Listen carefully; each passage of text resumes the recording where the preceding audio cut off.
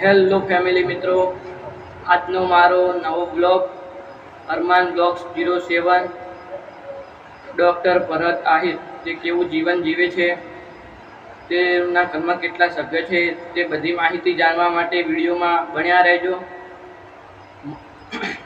Like, subscribe ને share કરજો.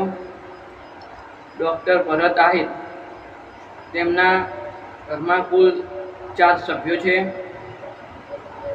તેમના પિતાનું નામ અજયભાઈ આહિર છે, તેમની મમ્મીનું નામ હિરલબેન આહિર છે, તેમની બહેનનું નામ કોમલબેન આહિર છે. તેમના ઘરમાં કુલ 4 સભ્યો છે.